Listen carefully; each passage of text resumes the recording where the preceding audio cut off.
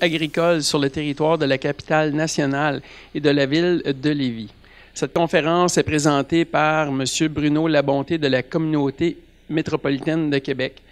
Je vais vous faire un résumé de notre conférencier. Monsieur Labonté est titulaire d'un certificat en économie et d'un baccalauréat en géographie avec une spécialisation en géomatique appliquée en transport, ainsi que d'une certification comme chargé de projet du PMI en cours de réalisation. Il œuvre comme coordonnateur en géomatique et en technologie de l'information à la Communauté métropolitaine de Québec depuis 2002, où il dirige une équipe de 5 personnes. La nature des projets en géomatique à la CMQ varie, entre autres, par l'implantation des cartes interactives, d'analyse en statistique et pour le territoire, pour l'aménagement du territoire et à l'environnement et en transport. Donc, je vous rappelle, la durée va être 20 minutes, il va y avoir une période de questions de 5 minutes à la fin. Donc, M. Labonté, je vous laisse la parole.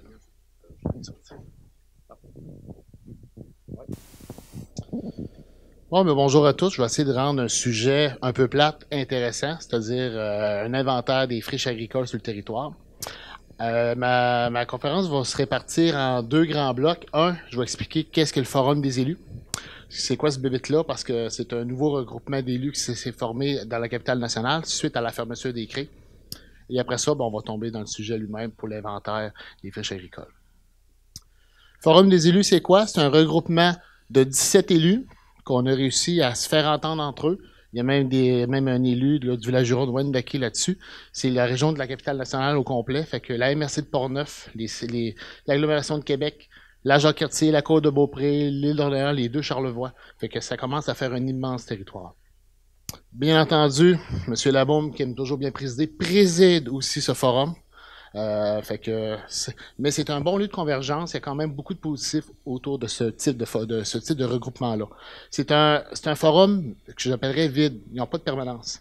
Ils engagent des consultants, ils engagent la ville ou la CMQ dans des projets spéciaux. L'historique, l'inventaire des friches, c'est le premier projet du forum, ça a été le développement d'activités agricoles et agroalimentaires pour une vision 2017-2025. Toute la capitale nationale, comme partout au Québec, pratiquement, il y a des PDZA qui existent maintenant, qui donnent une première source d'information sur la zone agricole. Ce fut le premier grand dossier mobilisateur autour des intervenants. Fait que, on s'est donné une vision, je ne la lirai pas, là. Ce que ça dit, c'est d'essayer d'utiliser nos produits du terroir, économiquement, de faire travailler notre monde, et bien entendu, de consommer ce qu'on produit. Sinon, on va importer des aliments d'un peu partout à travers le monde. 4 grands chantiers. C'est un projet de 23 millions.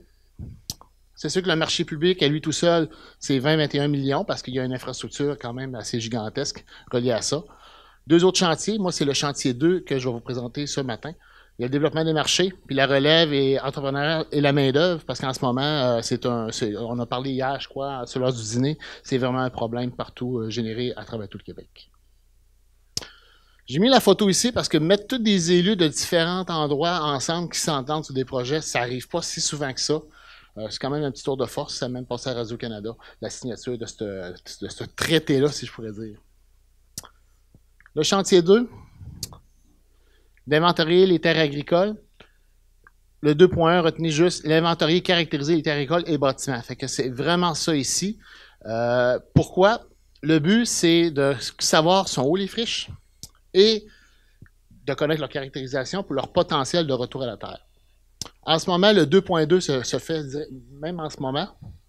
C'est-à-dire, il y a des activités de démarchage qui se fait auprès des propriétaires pour aller les rencontrer et savoir s'ils sont intéressés à retourner leur terre en culture. Budgétaire, on a un budget, c'est pas énorme, de 70 000 pour faire tout l'ensemble de l'inventaire. Une personne tout seule que j'ai engagée. Bien entendu, je l'ai aidé, etc. Puis on a eu quand même plusieurs personnes, il y a un comité de direction. Et le gros du projet se fait aussi cette année pour 2 ans, l'outil de démarchage qui se fait en ce moment. Territoire, pour ceux qui ne connaissent pas, de Portneuf, écoutez, c'est Deschambault-Grondines, à peu près jusqu'à Baie-Sainte-Catherine. Ça commence à être immense. C'est 254 000 de zone agricole pour 70 000 hectares de culture qui se fait sur le territoire, ça commence à être un bon terrain de jeu à couvrir. Moi, la MRC de Portneuf ne fait pas partie de la CMQ. Je la connaissais pas beaucoup. J'ai pas eu le choix d'apprendre à la connaître parce qu'elle représente, en terre cultivée, 35 000 sur 70 000. Plus de 50 des terres en culture sont sur le territoire.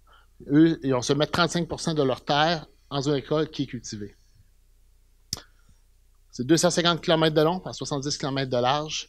On a fait de la validation terrain, on a fait du kilométrage, puis on a fait de la photointerprétation. Ça fut assez gigantesque comme travail.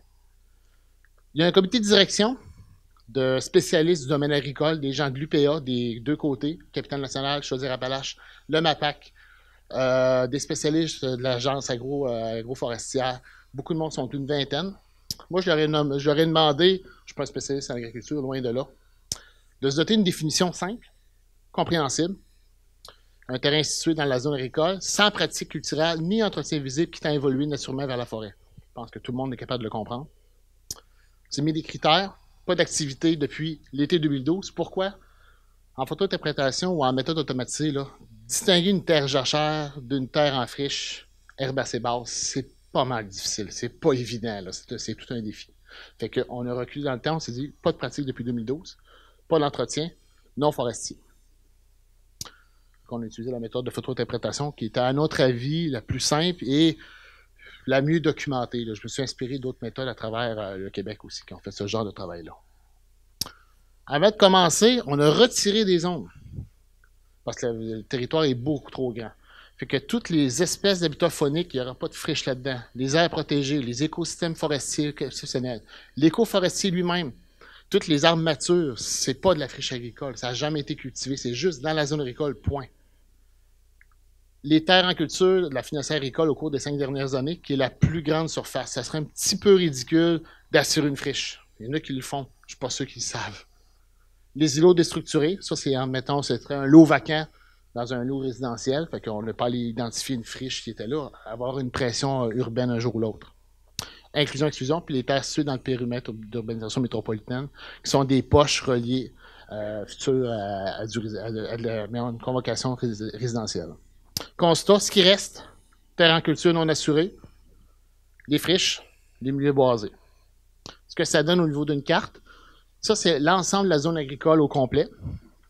Quand on applique, on soustrait toute la liste d'épiceries que je viens d'énumérer, ça donne la zone, pour s'entendre juste à la zone d'étude, qui est toutes des petites parcelles un peu partout sur le territoire. On vient de couper beaucoup de territoires, beaucoup plus simple à identifier.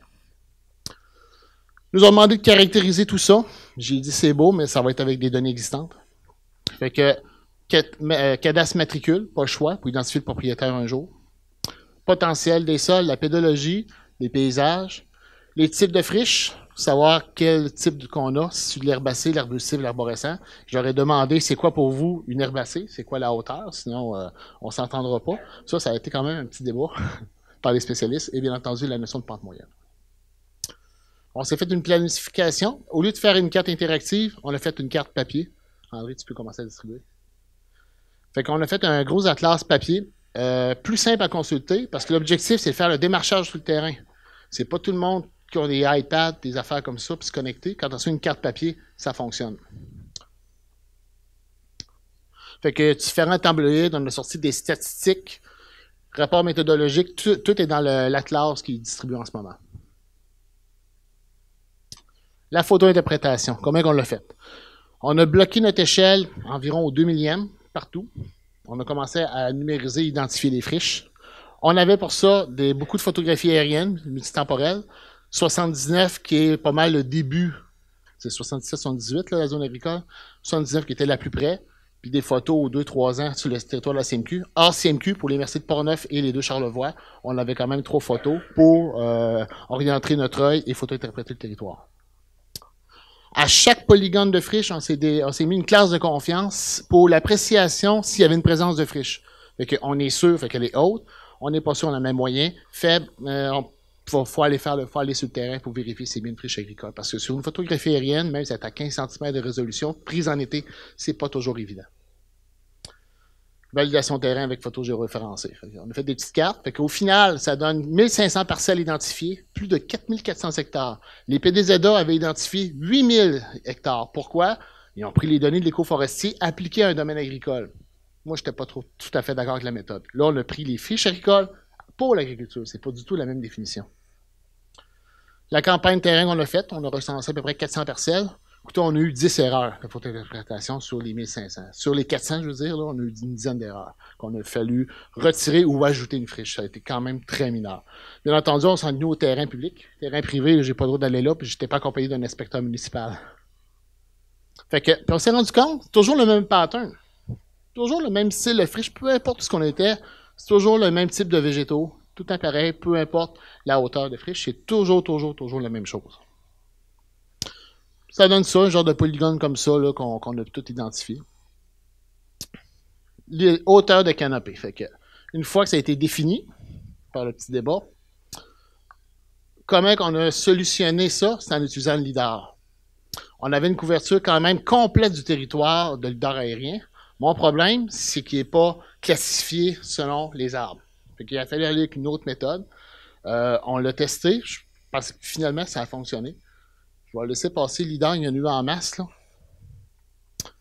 On a pris le modèle numérique de surface qui est dans la classification, moins le terrain, qui donne le modèle d'auteur de canopée. Dans mon cas, c'était suffisant. Je n'ai pas besoin d'avoir plus. Ça a un petit défaut, je vais vous le dire, montrer tout à l'heure, mais dans notre cas, vu que c'est en friche agricole, c'est quand même pas si pire. Fait que ça, c'est exactement une zone qu'on retrouve, je ne sais plus sur quelle carte. Quand on applique le lidar, là, c'est pratiquement parfait. Là. On va chercher à l'arbre près. Là. Fait que nous, on merge, on dit ça en français, on accumule les types d'auteurs de classification de canopée pour les friches, puis on crée des polygones avec ça. Fait que d'autres exemples ici, à Québec, dans Charlevoix. Fait que on se rend compte qu'il y a beaucoup de jaunes pâles, hein, 0,1 mètre. Il y en a énormément. On a caractérisé aussi avec d'autres données, puis qu'on a croisé plein d'informations. La banque de données commence à être assez large, assez complexe. La pédologie croisée aussi avec le type de drainage. La notion de paysage, qui est un facteur important, parce que pas parce que c'est une friche, des fois, elle peut faire partie du paysage. Il faut tenir compte de ça, parce que le paysage peut avoir une certaine valeur. Donc, il faut préserver la friche dans certains cas, ça peut arriver. Beaucoup de stats. Fait que chaque polygone, on peut faire des stats par ville, par MRC, selon la hauteur de canopée, la classe de pente, gérée aussi au lidar, potentiel des sols, selon tous les types de sols. Retenez que de 1 à 4, on fait quand même beaucoup de types de cultures. Là. Ça dépend, mais la majorité se retrouve dans le 1 à 4. Croisement avec le drainage de la pédologie, fait qu'on a toute l'information de la caractérisation de chacune des friches. On a fait une petite analyse de proximité par rapport aux réseaux routiers. Est-ce que le producteur, quand il va aller avec sa machinerie, est-ce qu'il est loin d'une route? C'est important. Là. C'est à 2 km, ça ne fonctionne pas. Là. Donc, on a créé un bilan statistique de tout ça. Ce que ça nous dit, à moins de 100 mètres, 46% des friches se retrouvent dans cette zone. Les classes de friches, l'herbacée se retrouve à moins d'1 mètre, 76% des cas. Selon le potentiel agricole, 73% se retrouvent dans des relativement bonnes terres. 4, on étire un peu, mais c'est quand même pas si mal. Et par classe de pente, 0,4%, 60%, et beaucoup de types de cultures peuvent aller quand même jusqu'à 7%. Fait que le total des deux peut faire 75%. C'est sûr qu'il y a des cultures qu'on arrête à 2%, là, mais si on prend de 5 à 7%, c'est 75%. Fait que dans la majorité des cas, les friches sont quand même probablement facilement retournables, réexploitables maintenant. Côté géomatique, quand même quelques petits défis, mais qu'on maîtrisait quand même le logiciel. On a utilisé ArcGIS, le toolbox Data Driven Page, parce que vous remarquez, il y a 135 cartes qui côte à côte. Fait que, en géomatique, souvent, on est un peu paresseux. On veut automatiser nos systèmes. Puis aussi des placements automatiques de l'index sur le carton. Fait que c'est déjà dans ArcGIS, c'est assez simple à s'amuser avec ça. Fait que création de l'index automatique, divisé en 135 avec des 4 ou 1 V-millième. Il y a aussi, excusez. Je voulais pas, sur chacune des planches, le nom de la MRC s'écrit automatiquement. Fait que chaque MRC est écrit, fait que ça l'écrit directement via un petit script. Et le numéro de feuillet aussi. On ne voulait pas gérer 135 feuillets. Il fallait que ça s'écrive en automatique. Fait que via une base de données. Le seul défaut, lui, il ne sait pas quelle carte est bonne quand il coupe en deux. Quand il coupe en deux un territoire, mettons Port-Neuf puis Québec, au pire, je jette une carte. Ça génère un PDF, c'est pas plus grave que ça. Puis l'exportation très simplifiée. Fait que sur un seul fichier MXD génère les 135 4, ça prend à peu près 20 minutes sur un i7. C'est quand même assez rapide à générer. Fait que ça, c'est un exemple d'une planche que vous avez sous la main qui se promène en ce moment. Fait que petit carton de localisation, le nom du territoire, le numéro de feuillet. Fait que tout ça, c'est fait en automatique. L'inventaire, il y a d'autres initiatives d'inventaire à travers le Québec. Dans le Bas-Saint-Laurent, ils sont rendus à 8000 hectares de détectés. La MRC Nouvelle-Beauce, je n'ai pas les chiffres, mais en ce moment, il y a une initiative. La MRC Lobinière sont à 1700. Et il y a aussi des activités de démarchage qui se font en parallèle. La MRC d'Abitibi, 30 000 hectares, mais eux, c'est plus de la friche forestière. Sauf que là, c'est tout en train de repousser, puis ça pousse n'importe comment. Là. Puis le territoire de CMM, il y a un document en ligne que vous pouvez consulter sans problème. Je vais attendre que Hans prenne sa photo. Je vais voir. Je me suis amusé, une petite notion d'économie. Fait que j'ai trouvé le 19 septembre dernier dans l'édition de la Terre de chez nous. Retourner la terre à culture, ça coûte entre 1 000 et 3 000 $ en herbacée. C'est évalué entre 3 500 et 5 000 à l'hectare en arbustif. Puis arboré, ben, c'est plus de 10 000 à l'hectare. Fait qu'ici, vous avez toutes les actions de qu'est-ce qu'il faut faire pour retourner de la terre à culture. Si on s'amuse avec nos propres chiffres statistiques, ce que ça donne. Le scénario faible, on tombe à 3 300 000, retourner ça. Scénario fort, dans le pire des cas, mettons qu'il y a plein de crevasses, quoi que ce soit, il faut reniveler. Ça peut monter jusqu'à 11 millions en date d'aujourd'hui, selon l'exercice de l'an passé. En arbustif, on est entre 1,2 à 1,7 millions. L'arborescent, il est toujours à peu près à 6 millions. Fait que là, si on le fait, le travail en ce moment sur le territoire de la capitale nationale, il y en a pour au moins 10 millions en ce moment. Mais si on attend 5 ans, ça double. Les coûts vont doubler. Fait que c'est un choix qu'on fait. Est-ce qu'on veut laisser augmenter les friches ou on cultive nos terres? Ça va être un choix stratégique. Mais je pense que les élus veulent qu'on retourne les terres en culture. Diffusion, toutes les bases de données, toutes les cartes ont été remises à toutes les MRC qui ont participé à l'exercice. Ils s'en sont servis. C'est ce que servi d'ailleurs à aller identifier leurs propriétaires, parce que moi, le nominatif à la CMQ, je ne possède pas ça, mais les MRC, les villes, oui. Perspective, ben, on a toute la technologie pour mettre ça dans notre carte GeoSuite, faire un module géoagricole avec des connexions sécurisées, parce que le comité et les élus ne veulent pas que ça se retrouve grand public pour des questions de spéculation. Ça peut faire augmenter les coûts. Puis aussi, il y a beaucoup de friches aux abords de périmètres urbains. Il y a beaucoup de pression. Remerciement de tout le monde. C'est Steve qui a pratiquement géré le projet au complet. Toute la photo-interprétation, c'est tout lui qui a fait ça tout seul. Très drôle, il est tombé malade durant le projet. Il a fallu terminer avec une autre technicienne chez moi. Puis tous les gens qui ont participé à ça, c'est ça leur contribution, puis leur lumière. On peut pas faire ça. Ça prend des spécialistes dans le domaine.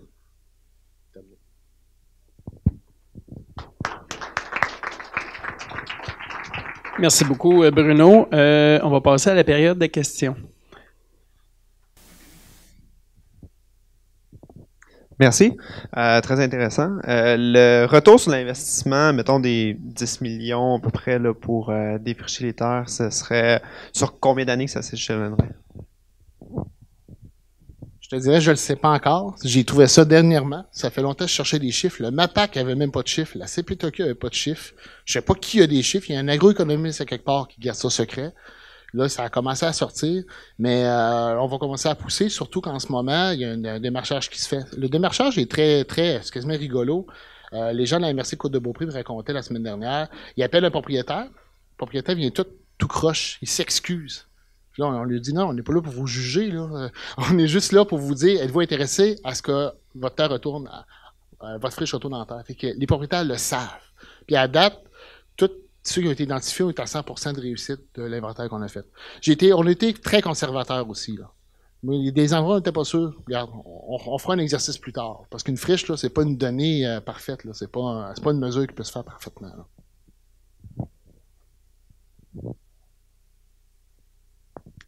Je me demandais si vous aviez trouvé une façon de gérer l'incertitude de relier à la délimitation des sols.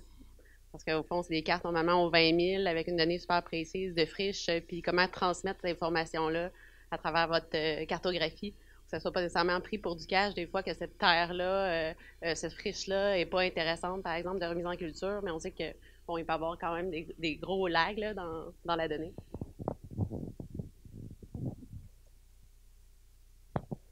Pour les propriétaires qui vont accepter de remettre leur terre en culture, il va y avoir une analyse d'agronomes pris sur leur terrain, que là, on va pouvoir améliorer, justement, remettre à la bonne échelle le type d'information selon la caractérisation là. C'est plutôt pour avoir un ordre de grandeur de ce qu'on avait sur le territoire. Puis après ça, si le propriétaire accepte, là, on va pouvoir, avec notre petite pelle, un petit carottage, puis aller voir le type de sol, le drainage, etc., avec l'agriculture de haute précision. On n'aura pas le choix. Est-ce qu'il y a d'autres questions? Non? OK. Bien, je vous remercie d'avoir resté à la présentation. La prochaine présentation, j'ai pas mon papier devant moi, mais c'est pas tellement grave parce que c'est